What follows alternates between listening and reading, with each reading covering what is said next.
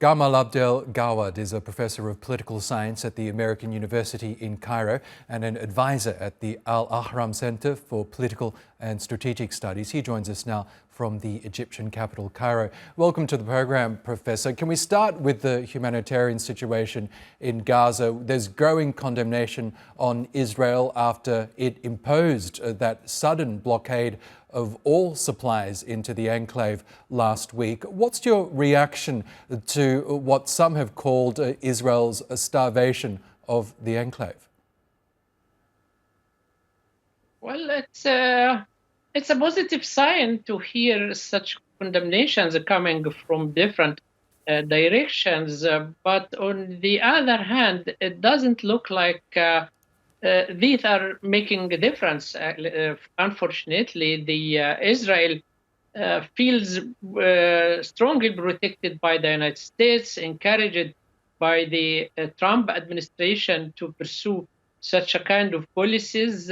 So Israel feel again immune against international pressure, feels that is not obliged to apply international law or anything. So it's a good sign, morally speaking, but in terms of making difference, in terms of improving the lives of Palestinians in Gaza Strip, unfortunately, this is not making a difference. Yes, and we know that the ceasefire is hanging in the balance because Israel imposed this blockade at the end of the first phase of that truce. There were hopes that perhaps talks would continue towards enacting the second stage of this deal. But given the fact that we aren't seeing the pressure being applied by Trump for Israel to return to the negotiating table, I mean, what's your hope for this ceasefire? Do you expect those talks to continue at any stage so that we can eventually see the second phase of that deal?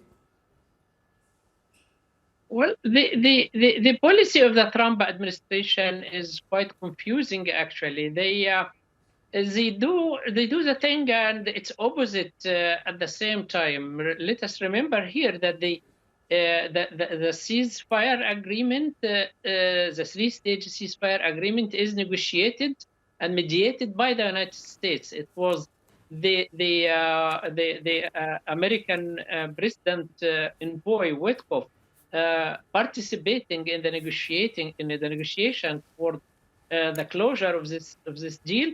And then once the first phase is completed, the Trump administration is completely undermining the deal. And again, this is encouraging Israel to act in a similar way, not to get to the very serious phases of the deal, the second and the third phases that should take us closer to what looks like an extended truce in this conflict in Gaza. But again, it is this policy of contradictions of the Trump administration and the encouragement for Israel that's not really helping. Well, what is the hope here? The hope may be that while trying different approaches, different ideas, different things, the Trump administration might land on the right choice, might land on the right policy sometime and stick to it.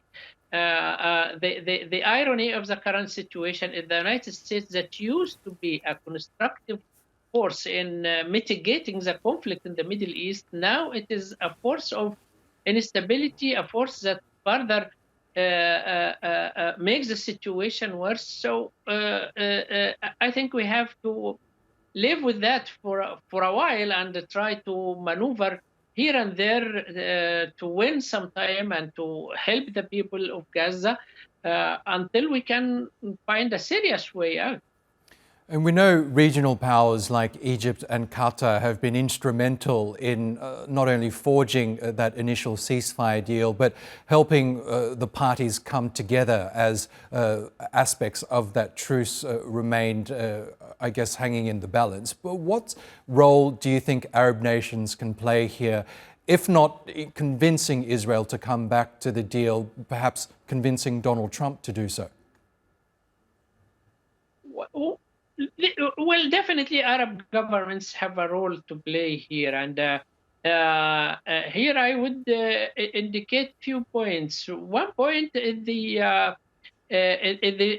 strong relations between the Trump administration and some Arab governments, particularly the government in the Gulf, Saudi Arabia, Qatar, United Arab Emirates. And I think those governments have a leverage in dealing with the Trump administration, and I think at some point they will use it effectively to improve the situation a bit. Another point is the recent proposal that has been agreed upon by the Arab Summit. It is Egyptian proposal. Now it has been adopted by the Arab leaders. We receive some positive feedback coming from the American officials, from Mr. Witkoff, for instance, about the value of this proposal. And I think that is a good point to start from. Further discussion, further negotiation. Hopefully, that this will take us to a point in the middle, try to bridge the gap between the current gap between the United States and the Arab governments. I'm not mentioning Israel here because I think if we can win the United States, Israel will be easily won. But until now, the challenge is the United States. The challenge is the Trump administration. Okay, Professor Gamal Abdel Gawad, we will have to leave it there, but thank you so much again for joining us on the program.